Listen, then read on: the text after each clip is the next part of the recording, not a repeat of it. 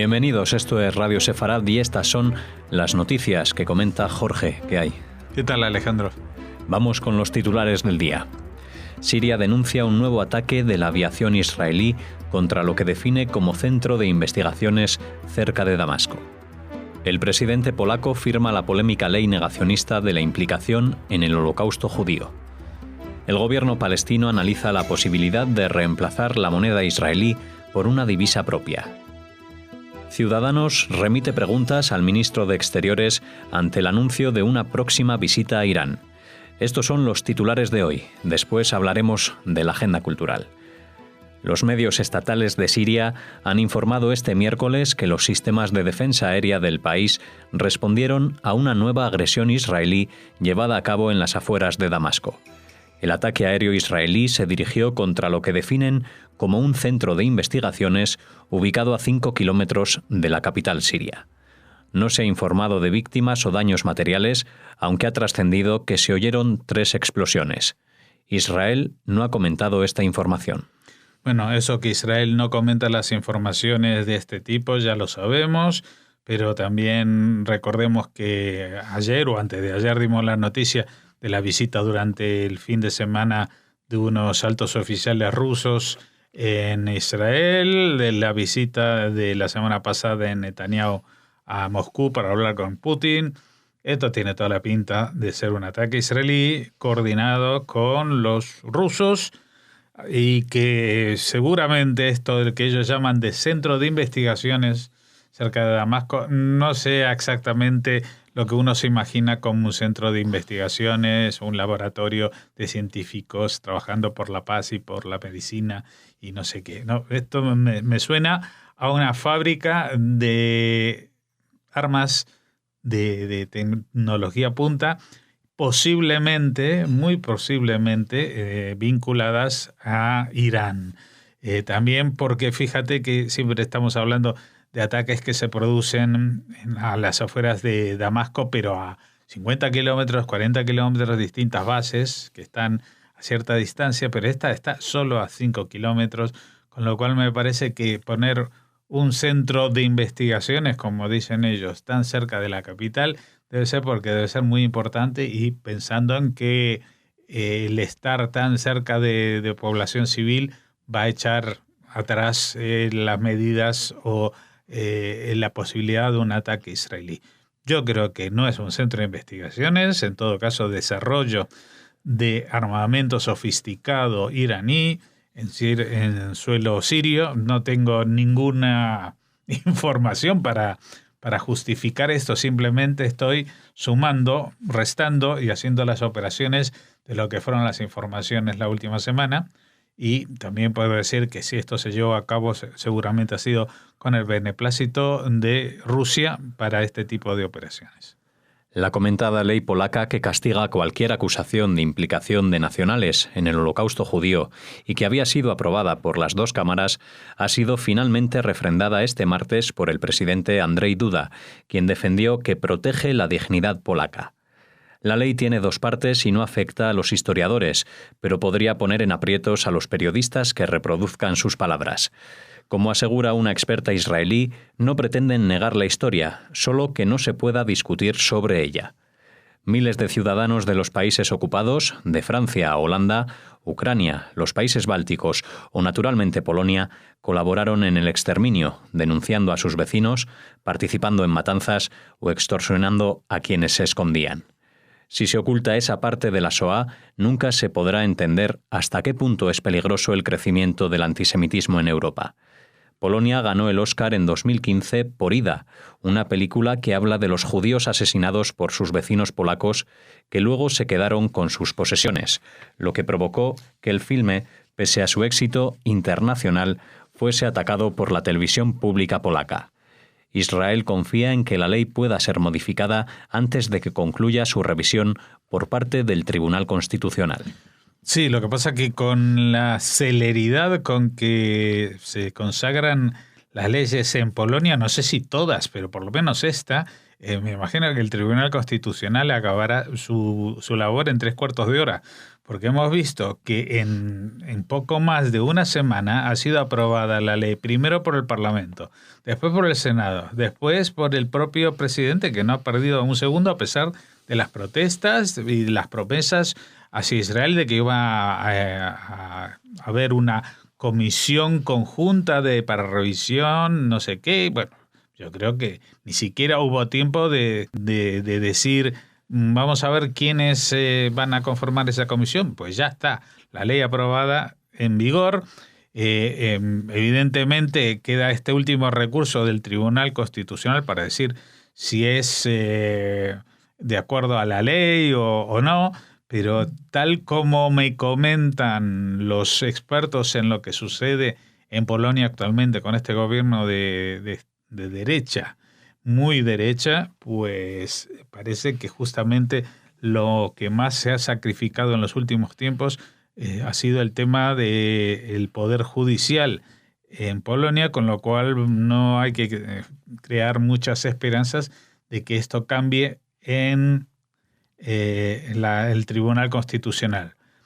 Lo único que sí que hay que decir es que a pesar de lo terrible que es esta ley, tampoco es la primera vez que un país se desentiende de su pasado, porque leyes similares se han promulgado, según tengo entendido, también en Ucrania, en Lituania, en Letonia y en otros países donde ha habido mucho colaboracionismo con los nazis. Lo que pasa es que el tema de Polonia es especialmente sangrante porque ha sido la nación donde más judíos se mataron, donde más antisemitismo hubo durante el proceso del Holocausto y también al final del Holocausto, porque esto es algo que no se refleja y ahora va a ser más difícil reflejarlo por lo menos desde Polonia, pero los pocos judíos que quisieron retornar a Polonia, sobrevivientes de la Shoah, durante los primeros meses del año 45, cuando se acabó la guerra y empezaron a retornar, empezaron a matarlos los polacos. Los polacos no querían que los judíos retornasen, entre otras cosas porque se quedaron con sus propiedades, con sus casas. Sus casas fueron ocupadas, sus tierras fueron robadas y lo que no querían es devolvérselas a sus legítimos propietarios, entre otras cosas. Y eso que estamos hablando de un régimen socialista o comunista que ya estaba en vigor, pero parece que este régimen había algo que superaba las ansias comunistas del régimen y era las ansias de apropiarse de los demás y de seguir ejerciendo este racismo de Estado. Y aquí yo voy a usar la palabra de Estado porque si el Estado no pone en marcha el Holocausto, pero el Estado no hace absolutamente nada por frenar el antisemitismo, pues el antisemitismo se convierte en un crimen de Estado. El gobierno palestino analizará la posibilidad de reemplazar la moneda en curso, el shekel israelí, por una divisa propia u otras divisas. El Consejo de Ministros palestino ha creado un comité para estudiar diferentes opciones después de que la Organización para la Liberación de Palestina recomendara este fin de semana al gobierno que elabore un plan para desvincularse de las autoridades de ocupación israelíes en todos los ámbitos, incluido el económico. El Protocolo de París, que marca las relaciones económicas, fue firmado entre israelíes y palestinos en abril de 1994 e incluido en los Acuerdos de Oslo II de 1995. Este pacto vincula ambas economías, estableciendo una unidad económica única. Si bien habría la posibilidad a que los palestinos introdujeran una moneda propia o alternativa, pero siempre que esto fuese por un acuerdo mutuo. Bueno, evidentemente esto es un síntoma más de que el partido gobernante de Mahmoud Abbas en Ramallah, en la Organización para la Liberación de Palestina, ha recibido el mandato de hacer todo lo que se pueda para protestar porque la causa palestina se está hundiendo. A mí esto me recuerda mucho al famoso WhatsApp de Puigdemont que le pillaron diciendo nos han ganado, estamos derrotados. Entonces los palestinos ahora quieren, a ver, ¿y qué más? Poneros a pensar qué más podemos hacer para demostrar que podemos hacer daño. Vamos, ¿cómo vamos a hacer daño? Vamos a hacer daño a la economía israelí. ¿Cómo vamos a hacer daño a la economía israelí? Pues vamos a sacar nuestra moneda propia. Vale, invéntate la moneda propia que va a tener exactamente el mismo valor que la moneda propia que creo que llegó a diseñar Daesh. No sé si la puso en circulación, pero el valor era absolutamente para coleccionistas, porque esto nunca va a servir para nada. Entre otras cosas porque lo que se ha firmado en los protocolos estos mencionados de París y Oslo II, etcétera, dice que sí, pues se puede hacer con la economía virguerías, incluso que los palestinos emitan una moneda propia, pero eso mientras se haga por acuerdo mutuo. O sea, como parte de un plan de paz, un acuerdo de paz, entonces uno puede decir, bueno, y mientras tanto, hasta que el Estado palestino esté, que estamos por crear, empieza a funcionar y con el apoyo de Israel vamos a establecer una moneda, porque una moneda tiene que tener una paridad y tiene que tener un respaldo económico. Ni tú ni yo podemos emitir una moneda porque querramos llamar el Alejandrolar o el Jorjolar. No, tiene que haber algo, un tesoro, un valor en dólares, en oro, en algo que respalde. Y Palestina no tiene eso. No tiene un banco central, no tiene absolutamente ninguna infraestructura para emitir. Con lo cual, esto se convierte en otra burbuja de aire para gente iletrada, porque son noticias que cualquiera con una mínima noción de economía dice, esto es una chorrada. Pero a mí lo que me asombra es que los periódicos que tienen secciones de economía y que tienen gente que saben de economía, vean esto, saben que es una chorrada, pero lo publican y dicen, los palestinos van a emitir una moneda propia porque la ocupación israelí, primero, no hay ocupación, eso es un tema que ya lo vamos a tratar, lo hemos tratado y seguiremos tratando. Y segundo, que esto no lo pueden hacer. Hay cosas que se pueden hacer, cosas que no se pueden hacer. Y la mayoría de las cosas que ellos proponen hacer son cosas que no se pueden hacer, y ahí está la futilidad y la imbecilidad, bueno, el ser imbéciles políticamente, como se diga, porque lo único que hacen es engañar a Occidente, porque a los suyos nos consta que cuando hablan en árabe, estas mismas noticias las cuentan totalmente distintas. Totalmente distintas, sí. Y ellos hablan no de acoso, de ataques económicos, sino ataques de verdad, de violencia física. Eso es lo único que saben que su público va a entender.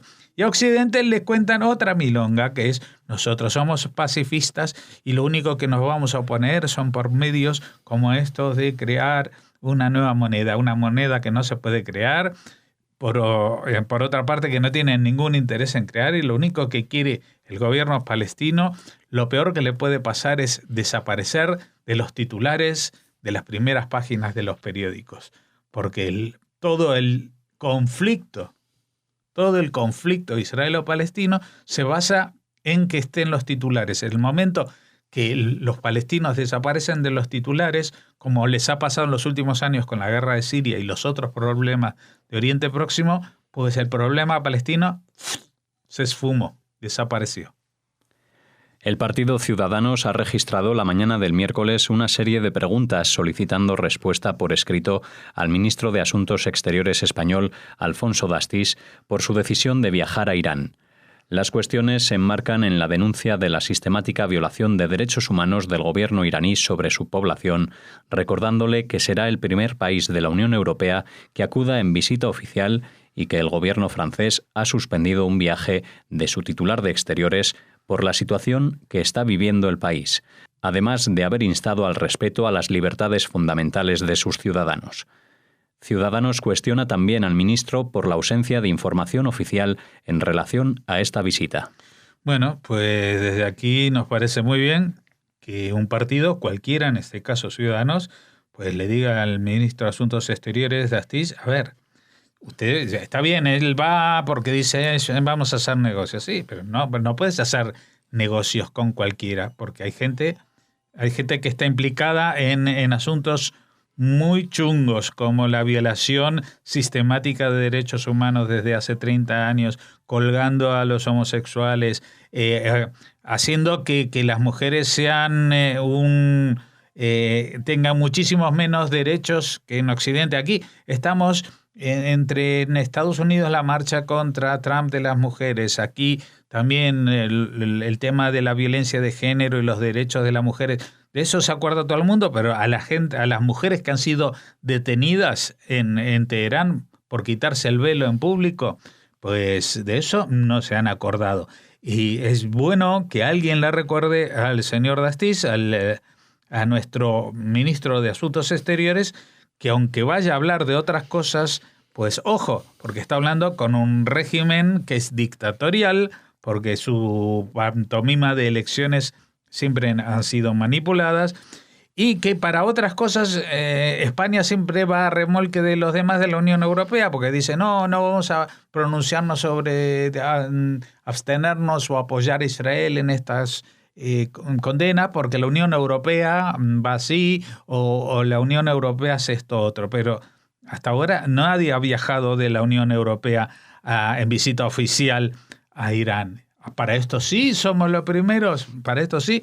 ¿Por qué somos los primeros para acudir a un país que viola los derechos humanos? Yo creo que habría otras muchas cosas que mejorar y aprovechar con lo que se hace y con lo que se deja de hacer. Es decir, con lo que se deja de hacer es visitar países que violan los derechos humanos, o por ejemplo también le pediría, no sé si alguien tiene en la agenda viajar a Polonia, que es un país de la Unión Europea, pues que les diga, oigan, no se puede hacer lo que ustedes están haciendo con esta ley, y tampoco queda muy bonito decirle al representante del gobierno israelí que iba a ir de visita a otras historias, pero a los campos de concentración que están en Polonia, no digo polacos, sino que están en Polonia, es decir, no tiene permiso para venir porque este señor nos va a poner a caldo, diciendo las cosas que son verdad. Esas cosas que son respeto a los derechos humanos, respeto a la historia, respeto a las minorías, respeto a la verdad, pues son las cosas que nosotros también esperamos que hagan los políticos, no solamente grandes discursos.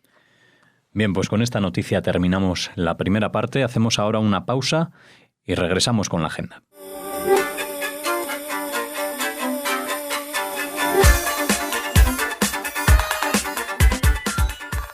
Bueno, y llegamos a la parte cultural. Alejandro, ¿qué nos vas a contar hoy? Pues comenzamos hablando del ayuntamiento de la localidad madrileña de Las Rozas, que ha inaugurado una muestra de fotografías inéditas sobre Ana Frank, que han visitado 12 millones de personas en 70 países y que se podrán ver en el Centro Municipal El Abajón hasta el 20 de febrero. La exposición de entrada gratuita está especialmente dirigida a jóvenes y adolescentes entre 11 y 18 años. El alcalde ha visitado la exposición acompañado por alumnos de un instituto que previamente habían asistido a una charla coloquio impartida por el abogado especialista en delitos de odio, Ricardo Ruiz de la Serna. Bueno, desde aquí, por supuesto, nuestra enhorabuena al Ayuntamiento de Las Rozas. Lo que decimos, que no solamente el 27 de enero se acuerden del tema de la Shoah, sino justamente durante el resto del año es donde tienen más efecto quizás estas visitas que vienen a reforzar lo que alguien recordará en la agenda. Dice, sí, hace unos días vi algo en la tele. Pues esto de hace algunos días, ahora es el momento de reforzarlo con esta visita para los estudiantes, especialmente de la localidad de Las Rozas, pero que la verdad yo insistiría que si pueden organizar excursiones de las localidades vecinas madrileñas, que supongo que en solo 20 kilómetros a la redonda puede haber muchísimos institutos y de secundaria, de bachillerato, incluso de escuelas primarias, que sería muy interesante que acudiesen a ver esta exposición, que la tienen al alcance y que encima es de entrada gratuita. Así que nuestra felicitación al Ayuntamiento de Las Rozas, ¿no? Eso es, enhorabuena, ya habíamos hablado de esta exposición, pero ahora la tienen cerca. Vamos a contarles ahora que tienen unas jornadas en el Centro Sefarad Israel este jueves y viernes 8 y 9 de febrero, respectivamente, que estarán dedicadas a las comunidades transnacionales en la España contemporánea, centrada en los sefardíes y los llamados Pieds Noirs. El transnacionalismo como concepto y como enfoque propone un estudio de los fenómenos migratorios a partir de los intercambios y relaciones transfronterizas entre comunidades que sobrepasan el marco nacional. Estas prácticas tienen un fuerte impacto sobre la sociedad de origen y de destino en todos sus aspectos y también sobre la construcción identitaria. El estudio de las comunidades transnacionales nos permite comprender las nuevas dinámicas sociales que se configuran en el marco de la globalización y el desarrollo capitalista. Bueno, estos son unas jornadas que, aparte del Centro Sefarad, donde tienen lugar, están organizadas por muchas organizaciones. Creo que también Casa Árabe participa. Bueno, es un fenómeno que no está necesariamente vinculado con los judíos, solamente, digamos, se han sumado una parte de este seminario que trata el tema de los sefardíes, como gente que han emigrado de su tierra que los hospedó durante siglos, que fue España, y que luego pues tuvieron que adaptarse a nuevos entornos como el Imperio Otomano, etcétera, etcétera.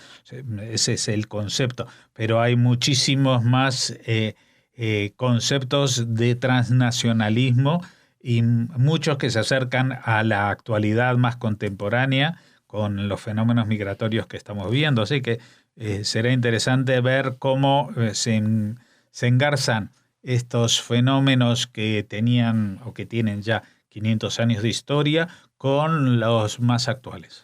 Y para cerrar la agenda les proponemos una actividad para el fin de semana. Este próximo domingo, día 11, se proyectarán a partir de las 8:30 de la tarde en el Centro de Cultura Contemporánea de Barcelona, en la calle Montalegre 5, las siguientes películas documentales del cineasta israelí David Perloff: In the Blood Life, de 1962, In Jerusalem, de 1963 y Viva, del 77. Perloff nació en Brasil en 1930 y en 1958 emigró a Israel, donde falleció en 2003, tras una carrera que lo consagró como uno de los principales directores de documentales del país. Sí, soy testigo cuando hace muchos años esta persona pues se dedicó a documentar su propia vida, y fue todo una revolución dentro del género documental en Israel, que estaban siempre más pendientes de los sucesos bélicos o que de lo que sucedía alrededor, o de géneros como la naturaleza, pero Perloff lo orientó hacia algo muy personal, hacia puntos de vista muy personales que hoy en día son más habituales en el género documental, pero cuando él empezó a hacerlos en los años 60 y 70 realmente era una rareza que tuvo mucha influencia en los posteriores documentalistas israelíes. Por lo tanto, mi recomendación es que vayan a verlo, porque realmente este señor era un visionario de este género. Pues así, con esta recomendación cerramos las noticias y la agenda cultural por hoy. Hasta mañana.